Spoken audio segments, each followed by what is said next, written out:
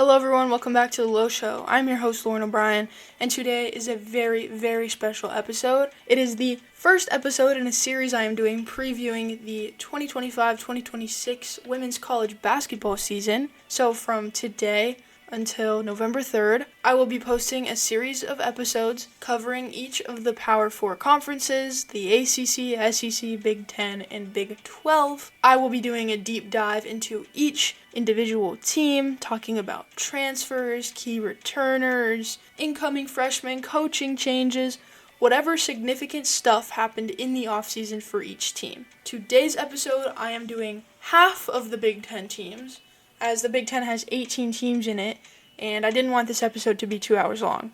So we will be doing the first half of teams today, and in the next episode, I will be covering the second half of the Big 10.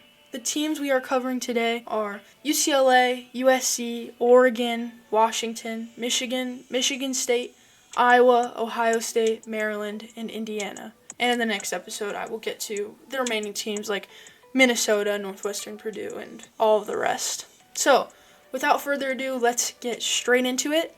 First team I'm going to talk about is a team that ESPN has ranked number 3 in their preseason rankings, the UCLA Bruins. The Bruins are coming off of an extremely successful 2025 season, obviously losing in that Final Four to the UConn Huskies, the eventual champions.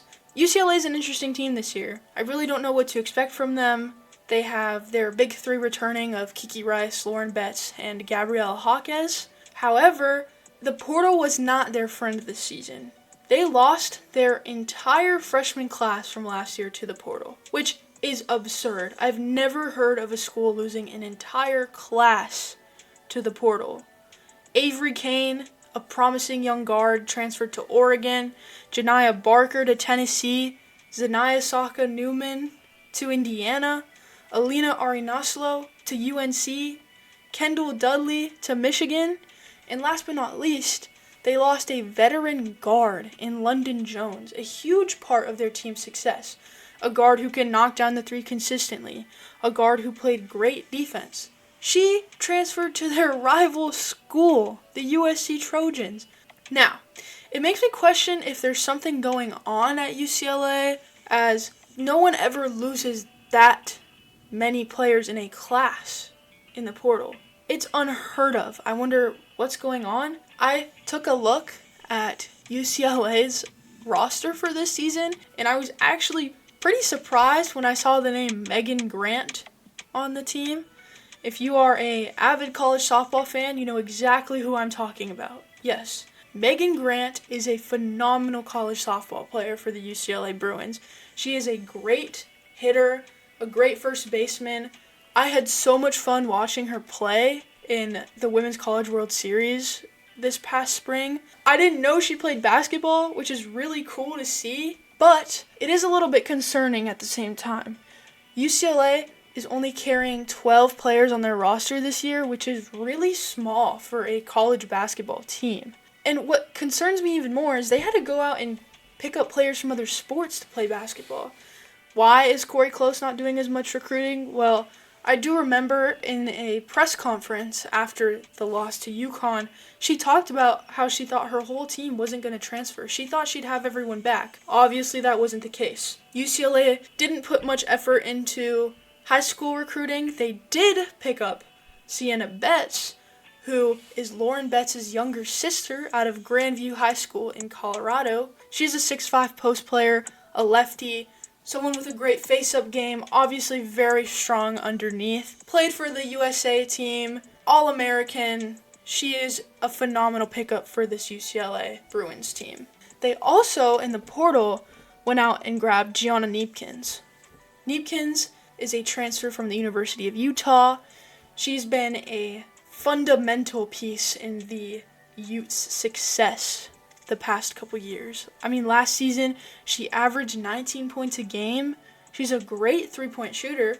Over her career, she shot 44% from beyond the arc, which is very impressive and definitely is going to fill a gap these UCLA Bruins had in their team. A consistent three-point shooter to go along with Kiki Rice's playmaking ability and Lauren Betts' back-to-the-basket game. the outside-inside game is there for them. I'm a little bit confused why ESPN has them ranked this high at number 3 with a roster that looks so different from last year.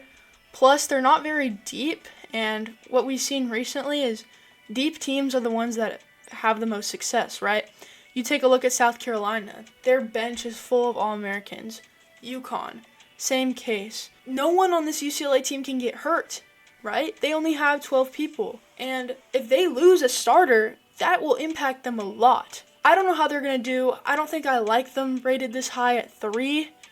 I would need to watch them play and see what they have this season before I would rank them. But I'm a huge Lauren Betts fan. I love Kiki Rice and Gabriela Jaquez. Such a fun big 3 to watch in college basketball. I'm excited to see what they have this season. Moving on to their rival school, the USC Trojans, who ESPN has ranked at 17 this preseason. USC is another interesting team. The news came out early last week that Juju Watkins was out the entire season recovering from her ACL injury, which she sustained in the NCAA tournament last year. I know a lot of people that have torn their ACLs. I know what the recovery process looks like, and it's not an easy one. It's a 9 to 12 month process, and considering that she tore it in March, she would be out for majority of the season, so I understand Juju's decision to not come back. She can possibly redshirt, maintain the year of eligibility, and we all know because of NIL, all the endorsements that Juju Watkins has is, frankly, she's better off staying in college and making the money than going to the WNBA. USC also lost a significant amount of their team from last season. Kiki Iriafen obviously graduated. Huge part of their success last year, had a phenomenal season with the Washington Mystics. They also lost Mariah Marshall to the WNBA, and then a solid role player in Talia Von Offlin graduated. So they graduated 3 crucial parts of their success. They lost 2 freshmen to the transfer portal. Avery Howell, a guard, a 3-point assassin. She transferred to UW.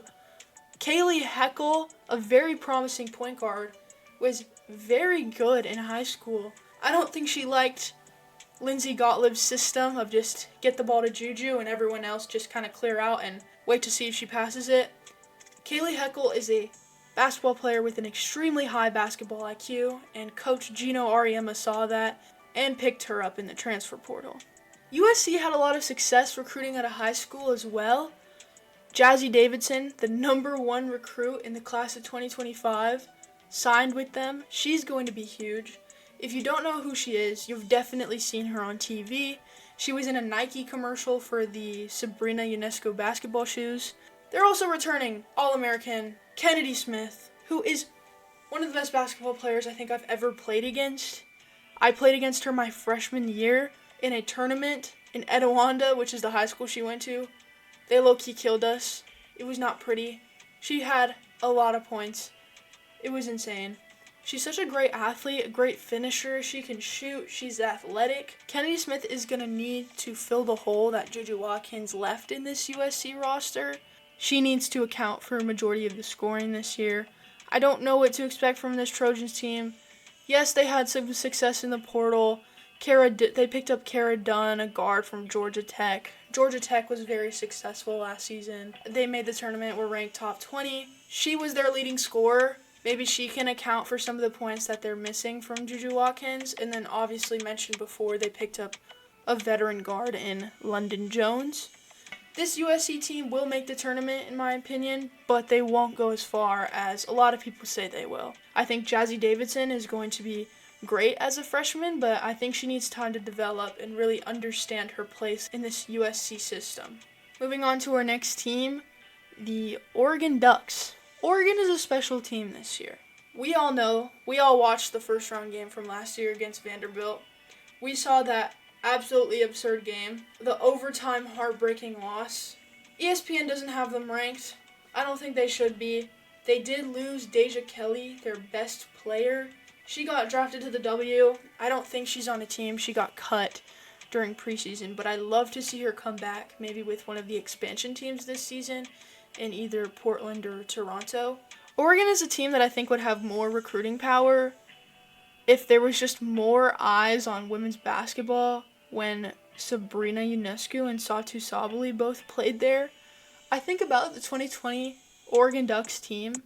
They would have won the national championship. Sabrina Ionescu was on the same level, I'm going to say it, she was on the same level as Caitlin Clark in college. The impact that she could have made on women's basketball on the collegiate level would have been insane if there wasn't a pandemic that interrupted their season. That Oregon team was so much fun to watch, but that Oregon team is not this year's Oregon team, obviously. They've struggled to really find a star in their offense. They've had people transfer in recent years, most notably Sydney Parrish last season. They did pick up Avery Kane from UCLA, and I bet they're hoping to develop her into a star. She's young, obviously only entering her sophomore season. She's got a lot of potential. I think what Corey Close saw her in UCLA was to make her fill Kiki Rice's position when she graduated, but I don't think Avery Kane wanted to wait that long. Janiah Williams is a incoming freshman ranked 53 on ESPN's Hoop Girls 2025 rankings. I haven't had the chance to see Janiah Williams play in high school, so I'm excited to see her this preseason. Oregon will be a middle-of-the-pack Big Ten team. They're probably going to make the tournament, but I see them as a lower seed. Losing their highest leading scorer in Deja Kelly is definitely going to hurt, and I don't really know who they have to replace her this season. They might make the tournament as a low seed. I see them probably around like a 12 if they make the tournament. We'll see how they do in Big Ten play. Moving on, continuing in the Pacific Northwest, we have the Washington Huskies. They're currently ranked at 25. Washington is going to be one of my favorite teams to watch this season. I'm super curious to see how they do. They've been on the rise recently. They have a couple stars on their roster, right? Ellie Ladine, Savia Sellers. Two very, very solid returners that I don't think get enough press because Washington hasn't been that good since Kelsey Plum graduated in 2017. This team can shoot the lights out of the ball. Last season, they were top 15 nationally in three-point percentage. These are a whole bunch of assassins from beyond the arc. And on top of that, they picked up Avery Howell from USC, who is a phenomenal three-point shooter herself.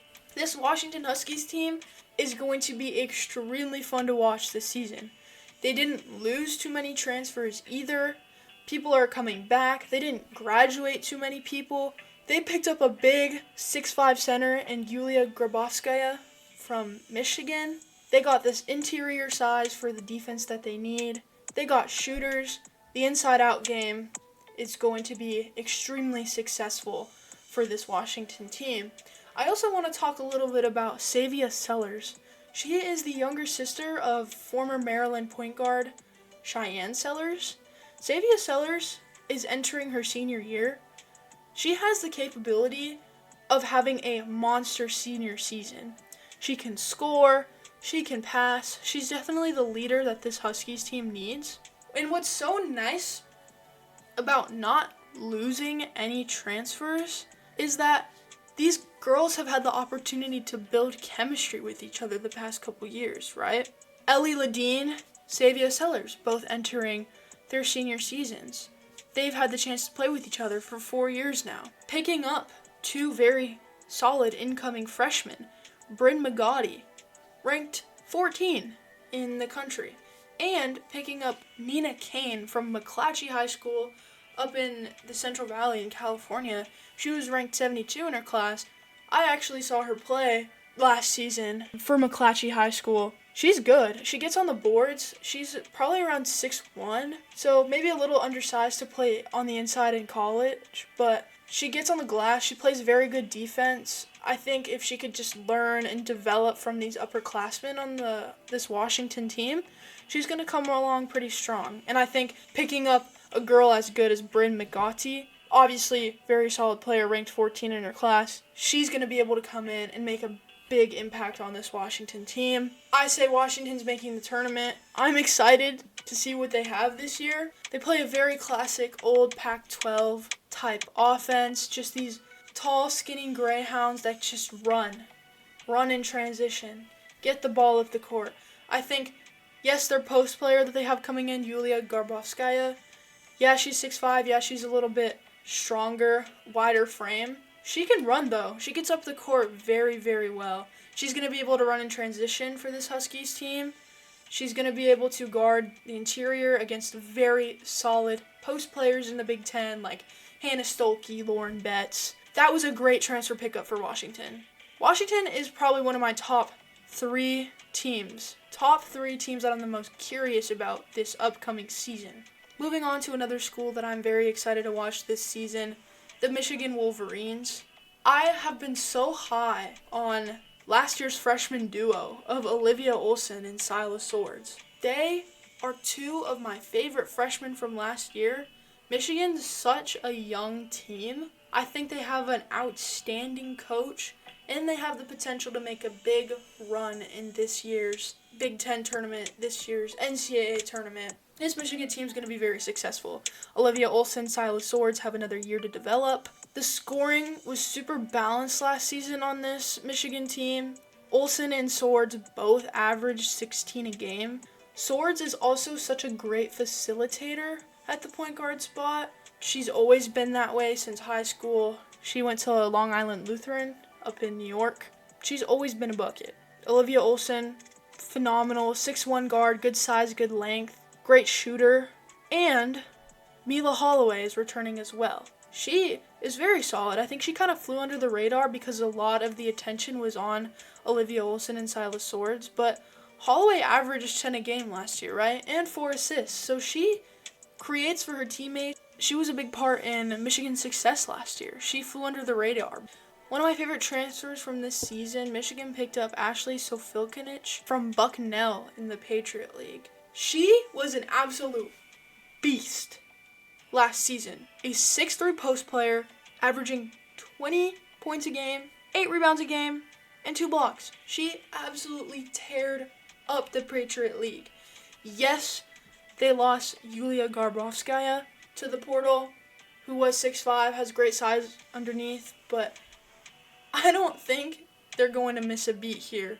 I mean, Sofilkinich, yeah, she's 6'3", they're losing 2 inches, but if you watch her play, she's not just your average back-to-the-basket post player. She can face up. She's got a great mid-range shot.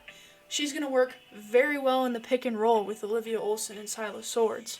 On top of that, a pretty successful incoming freshman class as well. Mackenzie Matherin, ranked 39 in the class of 25. She's going to provide some more depth at that guard spot for Michigan. And on top of that, Michigan has a very strong schedule this year. Their non-conference opponents, they're playing Notre Dame. They're playing UConn. They have something to prove this year. This Michigan team wants to show the women's basketball world that they are legit. They are future title contenders. If nobody transfers and Michigan has time to develop their roster and continue to pick up good transfers and incoming freshmen, in the coming years, this Michigan team is going to be very successful and, dare I say, have a chance at a Final Four. Maybe not this year, but 100% in the future. Moving on to their rival, Michigan State, ranked 23 right now, preseason. I'm a very big Grace Van Slooten fan. Obviously, a transfer they got 2 years ago from Oregon. And Grace Van Slooten, I wasn't super familiar with her game until I saw her play last year. I was very impressed. She played this summer for, I think, the U23 USA national team for the AmeriCup, and she actually was a huge part in their success. I mean, not like any other country in the Americas was going to touch us when we had players like Michaela Blakes, Olivia Miles, Reagan Beers, Audie Crooks. It was such a great roster, but they were extremely fun to watch, and I thought Grace Van Slooten did a great job. However, Michigan State relied a lot on their twin tower duo last year of Van Slooten and Julia Arialt. Arialt was a huge part of their success, averaged 14 a game, 7 boards, and 1.5 blocks. So you are losing a little bit of the interior defense there. I think as long as they have Van Sluten, they should be okay on the inside.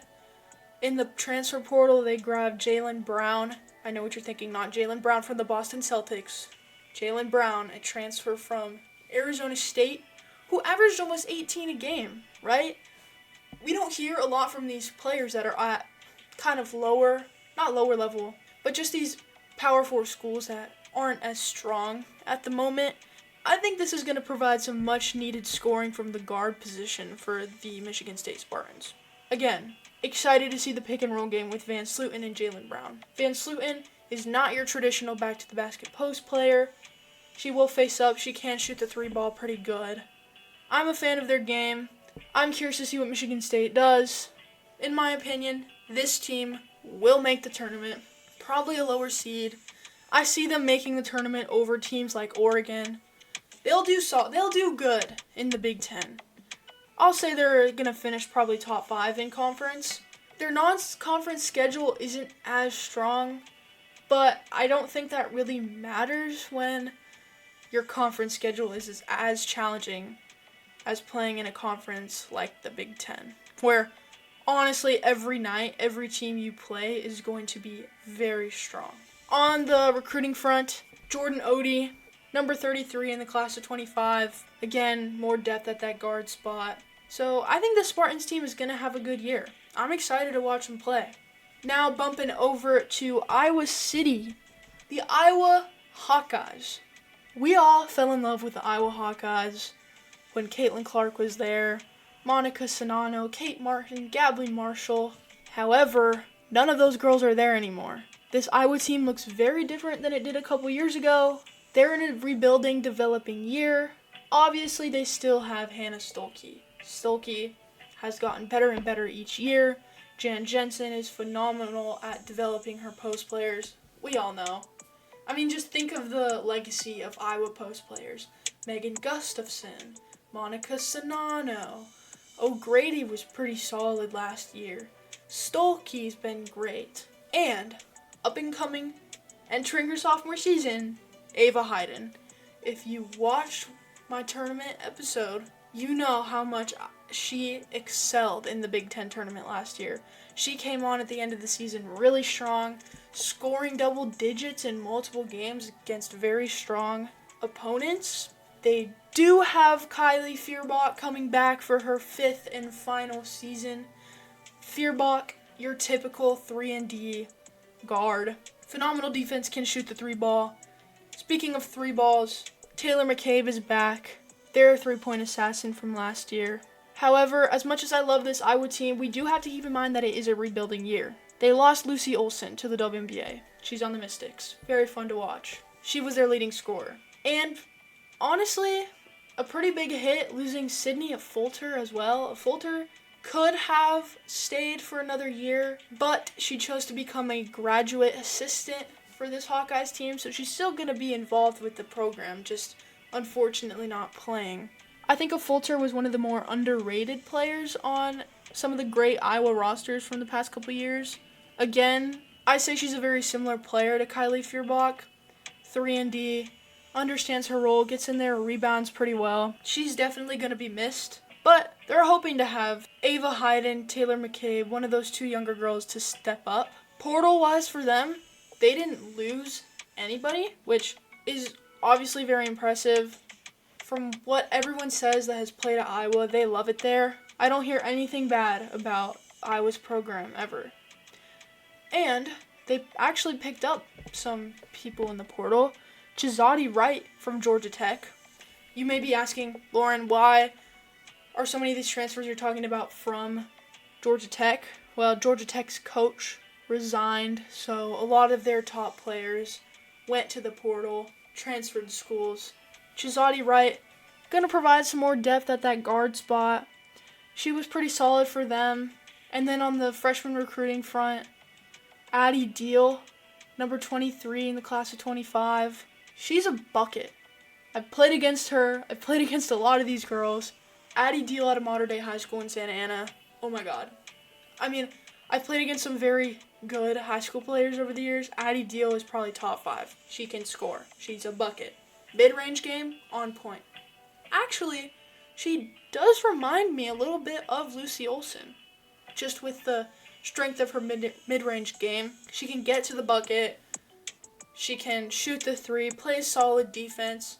Definitely someone I'm excited to see Jan Jensen develop in the coming years.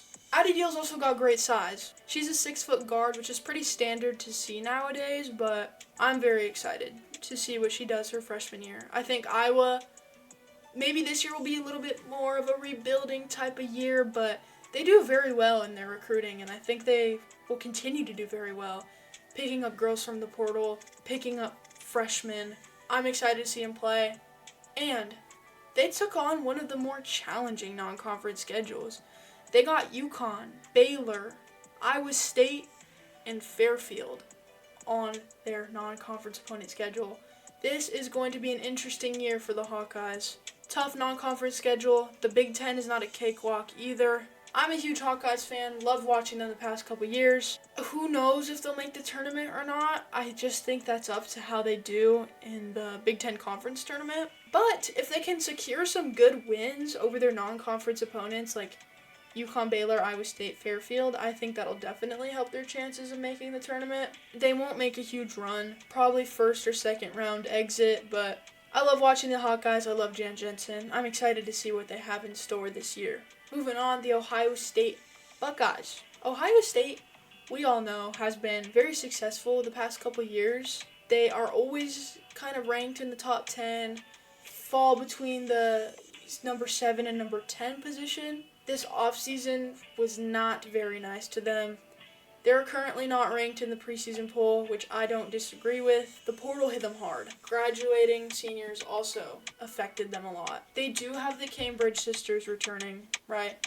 Jelani averaging 15 a game, 4 assists. Kennedy Cambridge is a great defender.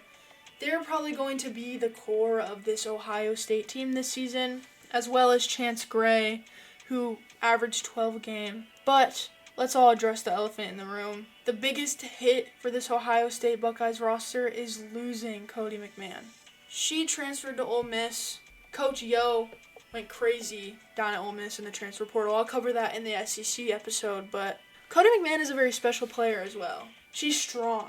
She can get inside, she can bang, she can get rebounds, and she's got that swag too when she plays. She said she's not going to let anyone mess with her. She's great. She was definitely the cornerstone to their success last year. They also lost some seniors that graduated. Taylor Thierry was, I think, their biggest loss. They did all right in the portal. They grabbed Tiana Todd from Boston College.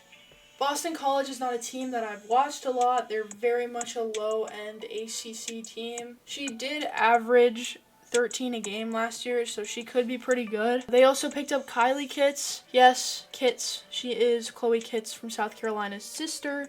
She redshirt last year. She's a transfer from Florida. Who knows what to expect? If she's anything like her sister, they're going to have found a gem. Ohio State is also like Iowa. They're very much in a rebuilding year. They didn't do too much on the high school recruiting front. Like, they have a couple freshmen coming in, but no one too crazy.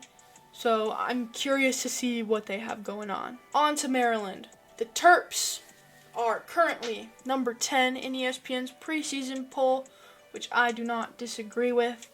I think Maryland had a very successful offseason as far as offseasons go. They picked up probably one of my favorite players in the portal this year. Yarden Garzon is a 6'3" point guard from Indiana. She shot 43% from 3 and averaged 15 a game. She's very much a pass-first point guard, yes, while still averaging 15 a game. And we know Maryland loves their taller, bigger point guards. Having lost Cheyenne Sellers last year, she was their best player. She was drafted the W, got cut, but 6'2" point guard, great size. I think they're hoping Yarden Garzon can fill the gap that she left. They also did very well in the portal as far as getting transfers. Alucia Konawa, I've talked about her before. She's a transfer from Duke. She is an outstanding defender and honestly was one of the more underrated players and contributed a lot to Duke's success. She averaged 10 a game last year, But her most important game for Duke definitely came in the NCAA tournament last year. In that game against NC State, she put up 22. She was always there to complement some of the stars on Duke's roster. I think this year at Maryland, she's going to be expected to take a little bit of a bigger role, but she's ready for that. She was ACC Sixth Player of the Year. She's very solid. I'm excited to see what Okonowa can do for this Terps team. Now, they did lose a couple players in the portal, but so did most schools, but nobody too crucial. Emily Fisher, she was alright, but I think having replaced her with Oluchi Okonowa is better, frankly. Allie Kubik is probably their biggest transfer loss. She transferred for her graduate year, for her 5th year. She was huge, actually, into some of Maryland's success last year, but they did so well picking up transfers. I don't think this is going to impact them as much as it could have. On the high school incoming freshman recruiting front, they took a different approach this year. They went out and they grabbed a whole bunch of international players, which we've seen more and more colleges start to do. I think especially European players just have more pro experience because they're able to go to these academies and really focus and train on their game. And I think coaches appreciate that experience, playing with professionals, learning from very solid coaches overseas. And yes, in the United States, they also grabbed Rainey Wilson, number 34 in the class of 25. Maryland's going to be a very good team this year. ESPN has them ranked at 10 for a reason. I agree with it. They're going to make a long run this year. They're going to be seeking some revenge as well. We remember the double overtime game that they lost to get knocked out of the tournament. Sarah Ashley Barker having an absolute monster game. This team's coming back this year with a vengeance. The Terrapins are going to be a very fun team to watch this year, and I'm excited to see what they have in store. Non-conference wise, they have some pretty solid opponents. Kentucky and Princeton will both be solid opponents this year. Last but not least for this episode, the Hoosiers. Indiana is also, like Iowa and Ohio State, and a lot of the former very good Big Ten teams, in a rebuilding year. They lost Yarden Garzon. They graduated Sydney Parrish. Sydney Parrish was a bucket for them last year. Unfortunately, this isn't like the pros. Well, in the pros, contracts expire, but once you're out of eligibility in college, there's no way you can come back. So losing Sydney Parrish will definitely suck. They were successful in the portal, though. They gained Chloe Spreen from University of Alabama. Chloe Spreen didn't play too much last year, which was very surprising. She was Indiana Miss Basketball in high school. Maybe she wanted to come home, play for her Hoosiers. I watched her play on the EYBL circuit before her senior season. She played for Kentucky Premier. Very solid point guard, could score, great shooter, great in the pick and roll. I think she can try to fill the role that Garzon left.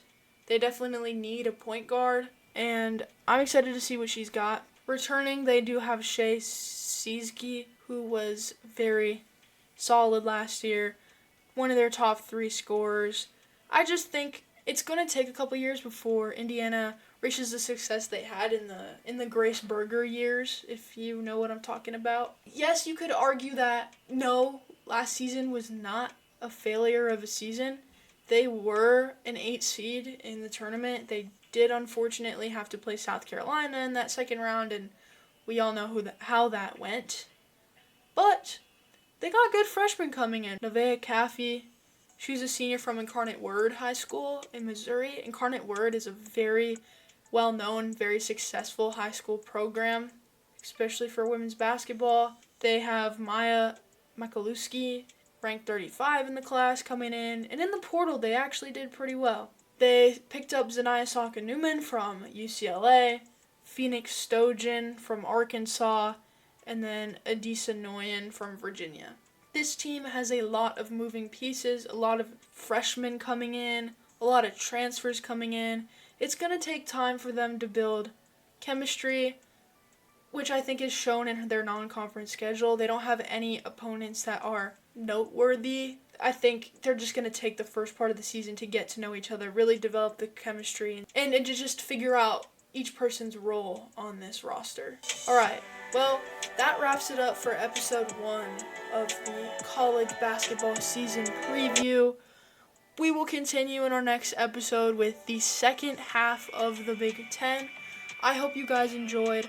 I'm very sorry it's been a while since I've uploaded. I've had a lot going on, but definitely expect some more consistency as we head into this college basketball season. Thank you guys for watching.